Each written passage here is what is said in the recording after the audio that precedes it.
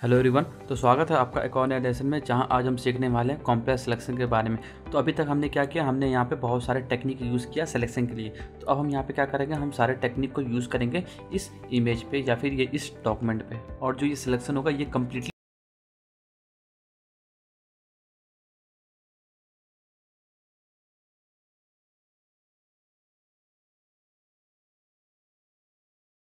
Create करते हैं, यानी अपने प्रोजेक्ट को इन्हेंस करते हैं। तो ये आप पे डिपेंड करेगा कि आपको कौन सा टूल यूज़ करना है। तो इसलिए मैंने आपको यहाँ पे सारे टूल बताए हैं, और ये आप पे डिपेंड करता है कि आपको किस समय किस टूल को यूज़ करना है। तो अब आपको यहाँ पे पता चल गया होगा कि क्या होते हैं प्रोफेशनल फोटोशॉप डिज़ाइनर। जो प्रोफेशनल फोटोशॉप डिज़ाइनर होते हैं वो क्या करते हैं, वो बहुत सारे टूल को यूज़ करते हैं, यानी बहुत सारे सिलेक्शन टूल को यूज़ करके अपनी इमेज को कंबाइन करते हैं, और वो एक सिंगल टूल पे रिलाय नहीं रहते हैं। और मैं यही करने वाला हूँ इस प्रोजेक्ट में। तो सबसे पहले हम यहाँ पे क्या टूल यूज़ करने वाले हैं, हम यहाँ पे टूल यूज़ करने वाले हैं फोकस एरिया, क्योंकि जैसे कि आप देख पा रहे हो जो हमारे यहाँ पे ऑब्जेक्ट है ये फोकस में है, और जो हमारे यहाँ पे बैकग्राउंड है वो फोकस में नहीं है। तो इसलिए हम यहाँ पे यूज़ करेंगे फोकस एरिया। तो फोकस एरिया को यूज़ करने के लिए आपको जाना पड़ेगा सिलेक्शन में।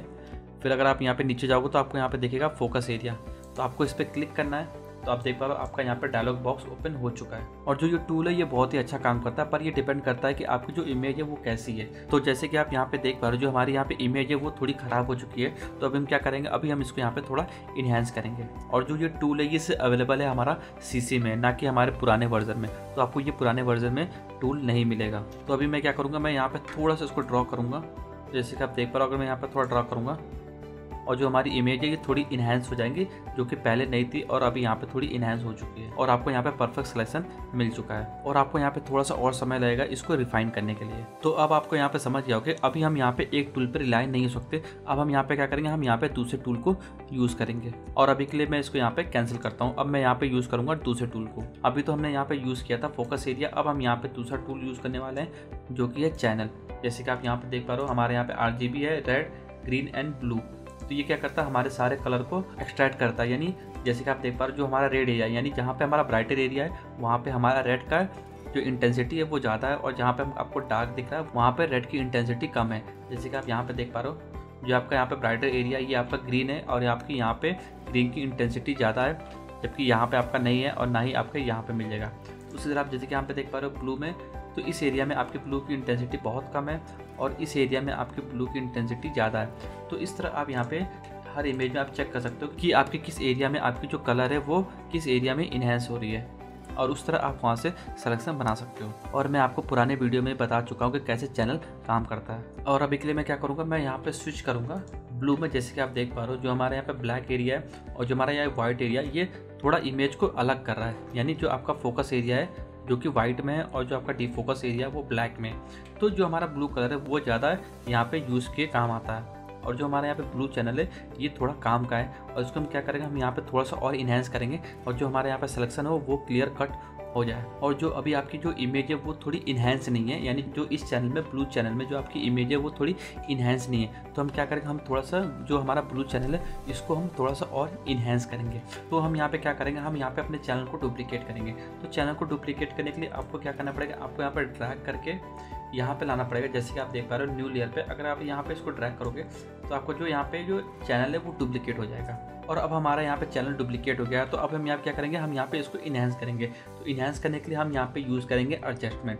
तो एडजस्टमेंट यूज़ करने के लिए आपको यहाँ पे जाना पड़ेगा इमेज में, और फिर अगर यहाँ पे जाओगे एडजस्टमेंट तो आपको यहाँ पे एक लेवल दिखेगा, इस पर आपको यहाँ पे क्लिक करना है। या फिर आप यहाँ पे शॉर्टकट की भी यूज़ कर सकते हो जो कि है Ctrl+L। और जो ये हिस्टोग्राम है मैंने आपको पहले भी बता चुका है कि ये हिस्टोग्राम कैसे काम करता है। और अगर आपको यहाँ पे कॉन्ट्रास्ट को इंक्रीज करना है तो आपको इस वाले एरिया और इस वाले एरिया पे काम करना पड़ेगा। जैसे कि आप देख पा रहे हो अगर मैं इसको यहाँ पे राइट में ड्रैग करता हूँ और इसको मैं यहाँ पे लेफ्ट में ड्रैग करता हूँ, आप देख पा रहे हो जो आपकी जो इमेज है वो थोड़ी कॉन्ट्रास्ट इंक्रीज हो रही है। और अगर आपको यहाँ पे पता नहीं चला कि आपको यहाँ पे क्या करना है तो आप यहाँ पे प्रीसेट को भी यूज़ कर सकते हो जो कि आपको यहाँ पे मिल जाएगा। जैसे कि देख रहे हो, जैसे कि आप यहाँ पे देख पा रहे हो darker, increase contrast 1, increase contrast 2, increase contrast 3। तो इस तरह आप यहाँ से भी यूज़ कर सकते हो। तो अभी के लिए मैं क्या करूँगा, मैं यहाँ पे यूज़ करूँगा इंक्रीज कॉन्ट्रास्ट 3। तो आप देख पा रहे हो अभी जो हमारे यहाँ पे जो कॉन्ट्रास्ट है वो इंक्रीज हो चुका है।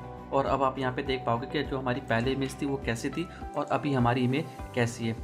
तो इस तरह आप अपनी इमेज पे भी काम कर सकते हो अपने प्रीसेट से, या फिर आप यहाँ पे कस्टम भी अपने अकॉर्डिंग कर सकते हो। और इसको मैं यहाँ पे ओके भी कर सकता हूँ, पर ओके करने से पहले आप क्या कर सकते हो, थोड़ा सा और इनहेंस कर सकते हो अपने अकॉर्डिंग, जैसे कि आप देख पा रहे हो इस तरह आप यहाँ से, और इसको आप यहाँ पे प्ले कर सकते हो आगे पीछे करके, ताकि आपको यहाँ पे बेटर रिजल्ट मिल सके।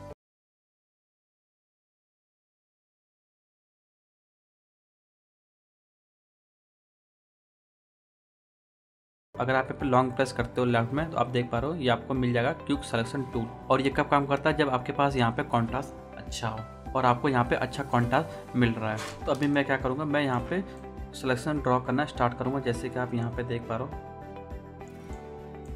तो आप यहाँ पे धीरे धीरे अपने सिलेक्शन को क्रिएट कर सकते हो। तो आप देख पा रहे हो, तो आपका जो यहाँ पे सिलेक्शन है वो थोड़ा टाइम ले रहा है, ताकि ये जो आपका जो सिलेक्शन वो रिफाइन हो सके। देख पा रहे हो अभी तक हमने यहाँ पे मैक्सिमम जो आपका सिलेक्शन है वो हमने यहाँ पे गेन कर चुका है। अगर आपको लगता है आपने यहाँ पे ज़्यादा सिलेक्शन किया है, तो आप उसको ऑल्ट प्रेस करके उसको माइनस कर सकते हो, जैसे कि आप यहाँ पे देख पा रहे हो मैंने यहाँ पे माइनस कर रहा है। और अगर आपको यहाँ पे प्लस करना है, तो आप यहाँ पे ऑल्ट को छोड़ के फिर से सिलेक्शन बनाना स्टार्ट कर सकते हैं। और अगर आप यहाँ पे जाओगे, जैसे कि आप देख पा रहे हो लिप पे, तो आप यहाँ पे भी इसको इन्हेंस कर सकते हो। आप देख पा रहे हो ये आपका एरिया एक्स्ट्रा आ गया, तो आप यहाँ पे इसको माइनस कर देंगे। मैंने यहाँ पे गलती से कर दिया, तो मैं क्या करूँगा, इसको थोड़ा सा इसको हटा दूंगा।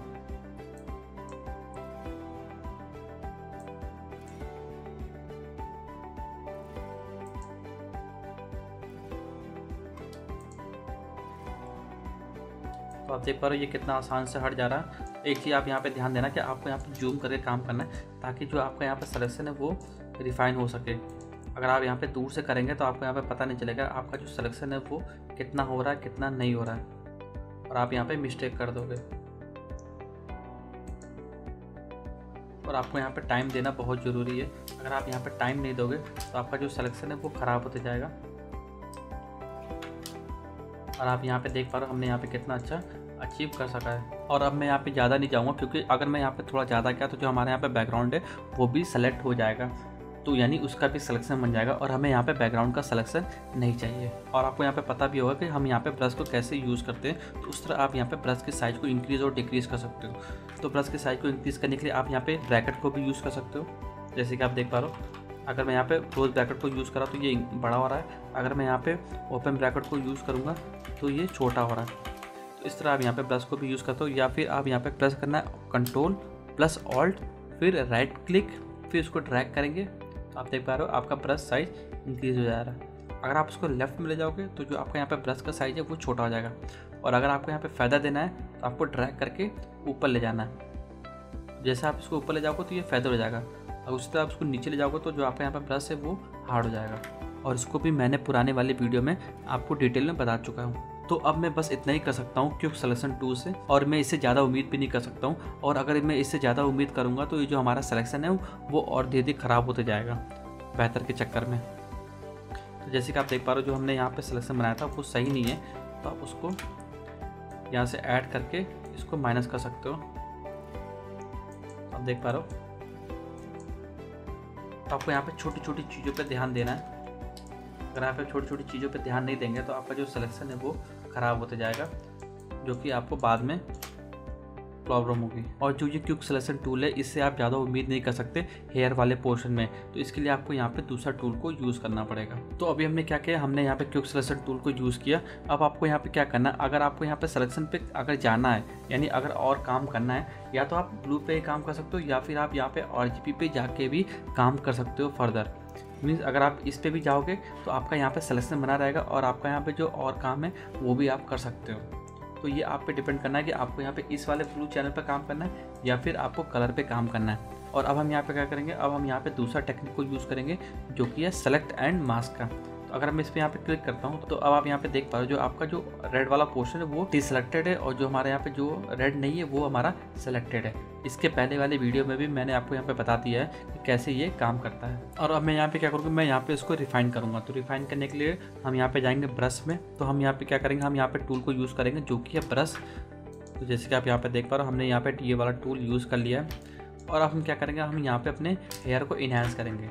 तो अभी आप यहाँ पे देख पा रहे हो जो आपका यहाँ पे हेयर है वो आपको दिख रहा है। तो आप क्या कर सकते हो, यहाँ से इसको चेंज भी कर सकते हो, जैसे कि आप देख पा रहे हो ओरिजिनल स्केल, या फिर आप यहाँ मार्जिन दे सकते हो, या फिर ओवरले, या ऑन ब्लैक, या फिर ऑन वाइट, या फिर ऑन ब्लैक एंड वाइट, या फिर ऑन लेयर भी दे सकते हो। तो ये आप पे डिपेंड करना है कि आपको कैसे देखना है इमेज को।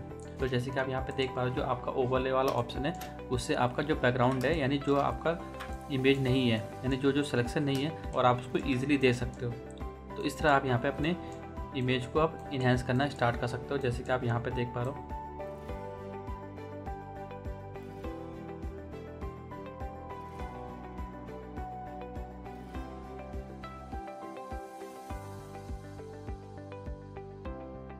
अगर आपको लगता है इससे नहीं हो रहा है तो आप यहाँ पे इसको व्यू को चेंज कर सकते हो ब्लैक एंड वाइट में। तो अभी हम यहाँ पे क्या करेंगे, हम यहाँ पे इसको चूज़ करेंगे ऑन ब्लैक पे। तो यहाँ पे देख पा रहे हो, जो ऑन ब्लैक पे आपका जो रेडियस है वो थोड़ा कम है, यानी इसको आप बढ़ा भी सकते हो। तो आपको सिर्फ यहाँ पे ब्लैक का पोर्शन नहीं दिखेगा, यानी जो आपका एरिया सिलेक्शन है वो केवल वही दिखेगा, बाकी चीज़ नहीं दिखेगा। तो यहाँ पे आप ओपेसिटी को कम करके और आप यहाँ पे बैकग्राउंड को भी दे सकते हो। अब मैं यहाँ पे क्या करूँगा, मैं यहाँ पे थोड़ा सा ड्रॉ करना स्टार्ट करूँगा। तो जैसे कि आप देख पा रहे हो, ये अपने आप इसको इन्हेंस कर रहा है। तो इसी तरह मैं यहाँ पे आगे भी जाऊँगा तो हमें यहाँ पे बहुत ही अच्छा सिलेक्शन मिलेगा, जैसे कि आप यहाँ पे देख पा रहे हो, क्योंकि पहले से बहुत अच्छा काम किया हमारा सॉफ्टवेयर। तो इस तरह आप अपने हेयर को भी डिफाइन कर सकते हो। तो एक प्रॉब्लम आ रहा है इस इमेज में कि जो इसका हेयर है वो थोड़ा ब्राइट है, तो जो इसका हेयर है वो बैकग्राउंड से मर्ज हो जा रहा है, यानी उससे मैच हो जा रहा है। तो आपका यहाँ पे सिलेक्शन क्लियर नहीं हो पा रहा है। तो मैं यहाँ पे थोड़ा सा और इसको यहाँ पे इनहेंस करना होगा। तो इसको मैं क्या करूँगा, अभी मैं थोड़ा सा और इनहेंस करूँगा, जैसे कि आप यहाँ पे देख पा रहे हो। तो जैसे कि आप देख पा रहे हो, हमने यहाँ पे तो मैक्सिमम सिलेक्शन बना लिया। अगर आपको लगता है इस वाले पोर्शन को हटाना, यानी कुछ एक्स्ट्रा पोर्शन आ चुका है, तो आप इसको हटा भी सकते हो। तो हटाने के लिए आप यहाँ पे पहले तो आप यहाँ पे ब्रश के साइज को डिक्रीज करोगे और फिर आप यहाँ पे ऑल्ट को प्रेस करोगे। अब देख पा रहे हो, जो आपका यहाँ पे जो फालतू सिलेक्शन है वो धीरे धीरे हटना स्टार्ट हो चुका है, क्योंकि हमने यहाँ पे इसको डीसेलेक्ट किया है। अब उसी तरह आप यहाँ पे ब्रश के साइज को छोटा करेंगे,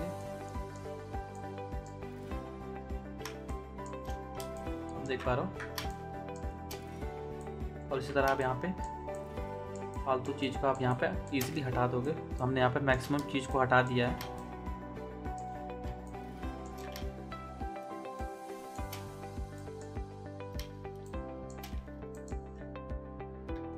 और ये आपको तब तक करना है जब तक आपका जो हेयर है वो रिफाइन ना हो जाए। तो अब आपको यहाँ पे समझ में आ गया होगा कि जो आपका यहाँ पे सिलेक्शन होता है वो बहुत ही हार्ड होता है। तो इसलिए हमारे जो प्रोफेशनल होते हैं वो बहुत सारे टूल को यूज़ करके अपने सिलेक्शन को इन्हेंस करते हैं और उनका रिजल्ट बेटर आता है। और अभी मैं इसको यहाँ पे एक्सेप्ट करने वाला हूँ, यानी इसको ओके करने वाला हूँ। तो ओके करने से पहले मैं आपको यहाँ पे बताऊँगा, जो हमारे यहाँ पे व्हाइट वाला पोर्शन आपको बहुत जगह आप यहाँ पे देख पा रहे हो, वो जो आपका जो एरिया है, यानी जो आपका जो हेयर है वो थोड़ा थोड़ा डिटेल यहाँ पे छोड़ रहा है, जो आपका एक्स्ट्रा एरिया है वो थोड़ा थोड़ा डिटेल छोड़ रहा है। तो इसको हम यहाँ पे थोड़ा सा और रिफाइन करेंगे, जो कि हम इस टूल से नहीं करेंगे। तो अभी के लिए मैं इसको क्या करता हूँ, अभी मैं यहाँ पे इसको अप्लाई करता हूँ। अब देख पा रहे हो हमारा यहाँ पे सिलेक्शन कितना परफेक्ट हो चुका है। और आप यहाँ पे देख पा रहे हो, जो आपका सिलेक्शन वो पूरा नहीं लिया है, जबकि जो रिफाइन एज में था, यानी जो आपका सिलेक्शन मार्क्स में था वो आपको परफेक्ट दिख रहा था, पर अभी आपको यहाँ पे नहीं दिख रहा है। तो आप क्या कर सकते हो, आप इसको फिर से ओपन कर सकते हो और आप यहाँ पे थोड़ा सा स्मूथ दे सकते हो।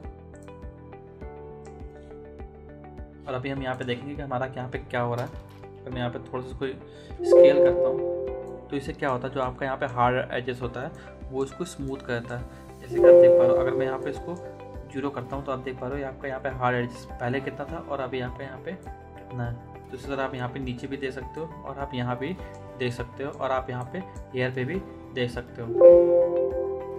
तो और अब मैं इसको यहाँ पे अप्लाई करता हूँ और अब आप यहाँ पे अपने सिलेक्शन को देख सकते हो कि ये कितना रिफाइन हो चुका है। तो अब हम यहाँ पे क्या कर सकते हैं, अब हम यहाँ पे अपने लेयर वाले मोड में जा सकते हैं। अभी हम यहाँ पे चैनल वाले मोड पे थे, तो अब हम यहाँ पे क्या करेंगे, हम यहाँ पे स्विच करके लेयर वाले मोड में जा सकते हैं। तो अब हमारा यहाँ पे सिलेक्शन बन गया है। तो अब आप यहाँ पे सोच रहे हो कि जो आपका यहाँ पे बैकग्राउंड है उसको क्या करना है, यानी ये तो अभी मैंने यहाँ पे डुप्लीकेट किया है, तो मैं इसको यहाँ पे बंद करता हूँ,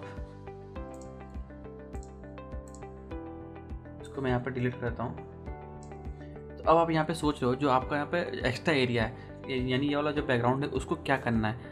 आप सोच रहे हो अगर डिलीट करना है तो आप उसको डिलीट मत करो, आप उसको प्रिजर्व करके रखो, यानी हमेशा सेव करके रखा करो। कभी भी अपने लेयर को कभी डिस्ट्रॉय नहीं करना चाहिए, यानी इस पर डायरेक्ट कोई भी इफेक्ट को अप्लाई नहीं करना चाहिए या फिर कोई भी सिलेक्शन को यूज़ नहीं करना चाहिए। यानी कोई भी ब्रश को यूज़ नहीं करना चाहिए। आपको क्या करना है, यहाँ पे आपको अपने जो आपका लेयर है यानी जो आपका एक्स्ट्रा एरिया उसको डिलीट नहीं करना है। आप इस पर अप्लाई कर सकते हो लेयर मास्क। तो लेयर मास्क से क्या होता है, जो आपका एक्स्ट्रा वाला एरिया होता है यानी जो एरिया आपका सेलेक्ट नहीं है वो हाइड हो जाता है। जैसे कि मैंने आपको पहले ही बताया था, यानी जो आपका एरिया सेलेक्टेड नहीं होता है वो ब्लैक हो जाता है और जो एरिया आपका सेलेक्टेड है वो आपको रिवील हो जाएगा। उसके लिए आपको यहाँ पे क्या करना पड़ेगा, आपको यहाँ पे जाना पड़ेगा। जैसे कि आप यहाँ पे देख पा, अगर आप यहाँ पे इस पर क्लिक करते हो तो आप यहाँ पे देख पा रहे हो जो आपका एक्स्ट्रा एरिया था यानी जो एरिया आपका सेलेक्ट नहीं था वो आपका हाइड हो चुका है और जो एरिया सेलेक्टेड था वो एरिया आपको रिवील हो चुका है। अब आप यहाँ पे समझ गए होंगे कि लेयर मास्क क्या होता है। तो लेयर मास्क इससे क्रिएट होता है, जो कि आप देख पा रहे हो एक रेक्टेंगल है, उस पर होल बना हुआ है। तो अगर आप इस पर क्लिक करोगे तो जो आपका यहाँ पे सिलेक्शन है वो वाइट हो जाएगा और जो एरिया आपका सेलेक्ट नहीं है वो ब्लैक हो जाएगा। तो इसको हम क्या करते हैं, इसको हम कहते हैं मास्किंग। तो आप जो मास्किंग यहाँ पे देख पा रहे हो इसका मैंने एक डेडिकेटेड लेसन भी बनाया हुआ है जो कि आपको आगे मिलने वाला है। तो अभी मैं इसको यहाँ पे थोड़ा सा इंक्रीज करता हूँ, जैसे कि आप यहाँ पे देख पा रहे हो, मैं इसको अगर यहाँ पे इसको मैं बड़ा करता हूँ, यहाँ पे देख पा रहे हो जो आपका यहाँ पे मास्क बनता है वो आपके जस्ट सामने ही बनता है। जैसे कि आप यहाँ पे देख पा रहे हो, इसको आप यहाँ पे बंद भी कर सकते हो। अगर आप यहाँ पे ऑल्ट प्रेस करोगे तो आप यहाँ पे ब्लैक वाला पोर्शन देख पाओगे और आप यहाँ पे वाइट वाला पोर्शन भी देख पाओगे। और उसको क्या कर सकते हो, आप यहाँ पे इसको इन्हेंस भी कर सकते हो। तो इन्हेंस करने के लिए आप यहाँ पे ब्रश टूल को भी यूज़ कर सकते हो। अगर मैं यहाँ पे ब्रश टूल को यूज़ करता हूँ यानी सिलेक्ट करता हूँ, तो अभी आप यहाँ पे देख पा रहे हो जो आपका ये वाला पोर्शन है वो ब्लैक आ रहा है। क्या करोगे, आप यहाँ पे इसको ब्रश भी पेंट कर सकते हो, जैसे कि आप देख पा रहे हो। तो इस तरह आपकी जो इमेज है वो इन्हेंस हो जाएगी, जैसे कि आप यहाँ पे देख पा रहे हो। तो इस तरह आप यहाँ पे भी इसको अप्लाई कर सकते हो या फिर इस वाले पोर्शन पे। तो इस तरह अपने मास्क को भी आप इन्हेंस कर सकते हो। अगर आपको लगता है यहाँ पे इसको हटाना है तो आप यहाँ पे ब्लैक पे स्विच करके आप इसको भी पेंट कर सकते हो।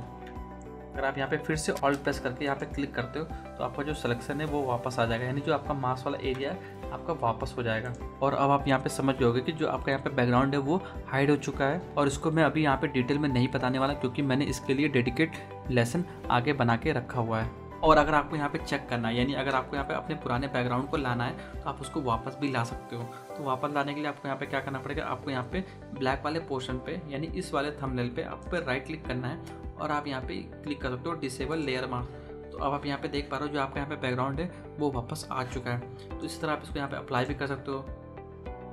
तो अगर आप यहाँ पे अप्लाई करोगे तो ये ओवरऑल इस पर अप्लाई हो जाएगा, या फिर इसको आप डिलीट भी कर सकते हो या फिर इस तरह इसको यहाँ पे अनेबल भी कर सकते हो। और जो हमारे यहाँ पे इमेज है वो ट्रांसपेरेंट हो चुका है, यानी जो आपकी इमेज है वो PNG हो चुकी है। इसका मतलब ये है कि जो ये वाला पोर्शन है ये ट्रांसपेरेंट हो चुका है और आप यहाँ पे कुछ भी इमेज लगा सकते हो या फिर आप यहाँ पे अपना बैकग्राउंड भी लगा सकते हो। तो अपना यहाँ पे कलर लगाने के लिए आप क्या करोगे, आप यहाँ पे एक नया लेयर भी क्रिएट कर सकते हो। तो नया, जैसे कि आप देख पा रहे हो आपका यहाँ पे नया लेयर क्रिएट हो गया है। तो आप क्या करोगे, इसको यहाँ पे ड्रैग करके नीचे लाओगे, क्योंकि आपको जो बैकग्राउंड चाहिए वो आपको इमेज के नीचे चाहिए, ना कि आपको इमेज के ऊपर।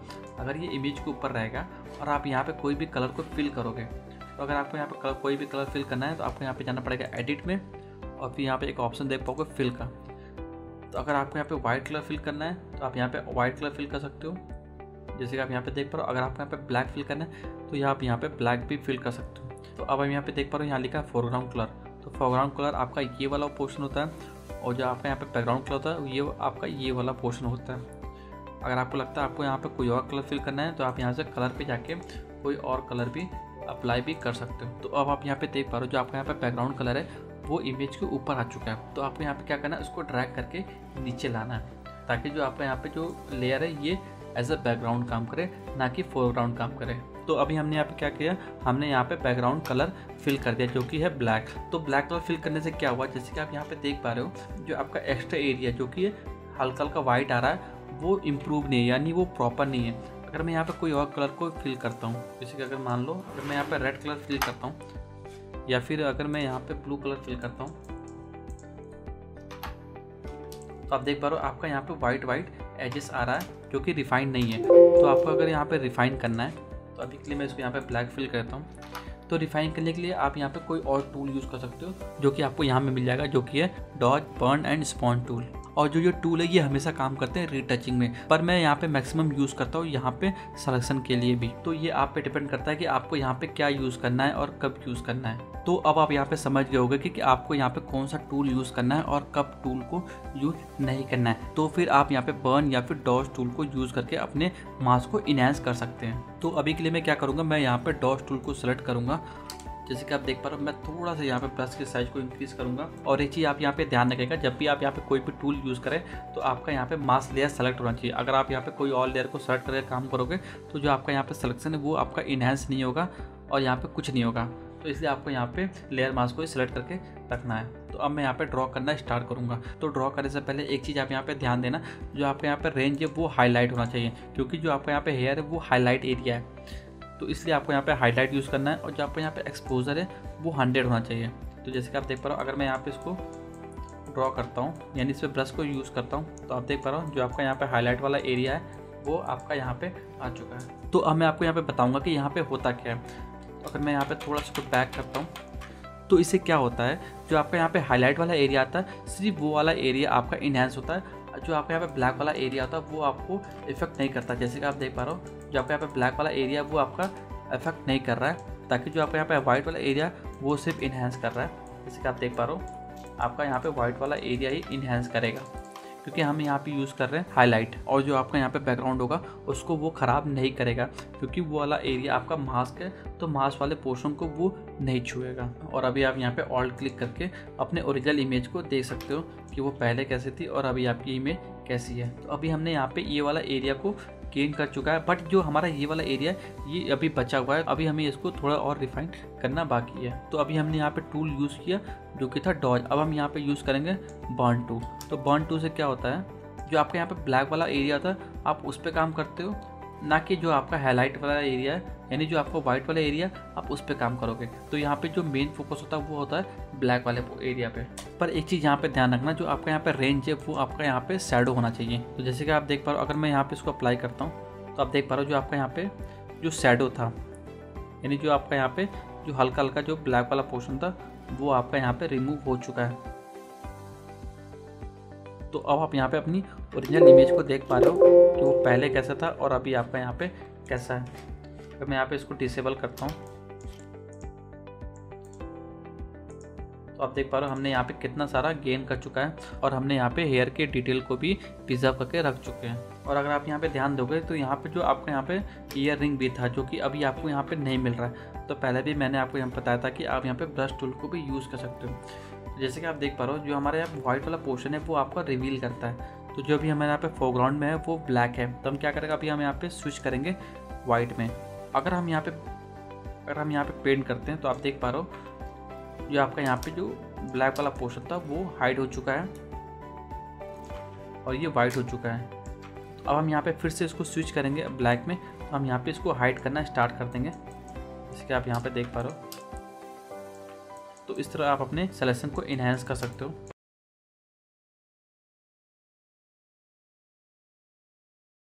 ला सकते हो, क्योंकि हमने यहाँ पे यूज़ किया मास्किंग। तो जो हमारा मास्किंग से क्या होता है, जो हमारा पे एक्स्ट्रा एरिया होता है वो हाइड होता है, ना कि वो डिलीट होता है। और अब यहाँ पे देख पा रहे हो हम यहाँ से कितना इजीली अपने इमेज को प्रिजर्व कर सकते हैं बिना डिलीट किए। तो अभी मैं यहाँ पे क्या कर रहा हूँ, मैं यहाँ पे रफ सिलेक्शन बना रहा हूँ, तो आप अपने अकॉर्डिंग उसको एडजस्ट कर सकते हो। अगर आपको लगता है आपने यहाँ पे कुछ डिलीट कर दिया है तो आप क्या करोगे, यहाँ पे फिर से स्विच करोगे वाइट में और फिर से इसको वापस ला दोगे, फिर से इसको स्विच करके इसको फिर से यहाँ पे डिलीट कर दोगे। तो वाइट से क्या होता है, वाइट से आपकी जो इमेज होती है वो रिवील होती है, और ब्लैक से क्या होता है, जो आपकी इमेज होती है वो हाइड होती है। आप देख पा रहे हो यहाँ पे भी इसको आप हटा सकते हो।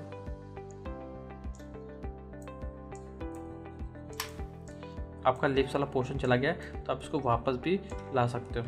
और अगर मैं यहाँ पे और भी टाइम दूँ तो मैं अपने सिलेक्शन को और इन्हेंस कर सकता हूँ, यानी इस इमेज पे और इस इमेज को मैं और भी इन्हेंस कर सकता हूँ। तो अभी मैं यहाँ पे आपको नहीं बता सकता, क्योंकि मुझे यहाँ पे लिमिटेड टाइम है, तो इसलिए मैं आपको यहाँ पे बहुत ही जल्दी बता रहा हूँ ताकि आप इसको ईजिली समझ जाओ। जिसके आप देख पा रहे हो, तो इस तरह अपने इमेज को इन्हेंस कर सकते हो। तो आप देख पा रहे हो इस तरह आप यहाँ पे इसको डिलीट भी कर सकते हो और इसको यहाँ पे रिवील भी कर सकते हो। और ये तब होगा जब आप यहाँ पे अपनी इमेज पे टाइम देंगे, और जो आपका यहाँ पे प्रोजेक्ट है आपको यहाँ पे बेहतर रिजल्ट नहीं देगा। तो अब आप यहाँ पे देख पा रहे हो जो आपका यहाँ पे बैकग्राउंड था वो रिमूव हो चुका है, और जो आपके यहाँ पे फोरग्राउंड में गर्ल थी उसको हमने यहाँ पे सेव करके रख दिया है। तो अब आप यहाँ पे क्या कर सकते हो, आप यहाँ पे कोई भी बैकग्राउंड को ऐड कर सकते हो, या फिर आप यहाँ पे कोई भी इफेक्ट को यूज़ करते हो, या फिर आप यहाँ बहुत कुछ कर सकते हो इस इमेज के साथ, क्योंकि हमने यहाँ पे अपनी इमेज को यानी अब इस गर्ल को हमने अलग करके रख दिया है। तो अब आपको यहाँ पे समझ में आ गया होगा कि कैसे कॉम्प्लेक्स सिलेक्शन काम करता है, और हम यहाँ पे एक टूल पर रिलाई नहीं रह सकते। क्या करना पड़ता है, हमें यहाँ पे बहुत सारे टूल को यूज़ करके अपने सिलेक्शन को इन्हांस करना पड़ता है। तो बस इतना ही था इस लेसन में। अब हम मिलेंगे नेक्स्ट लेसन में।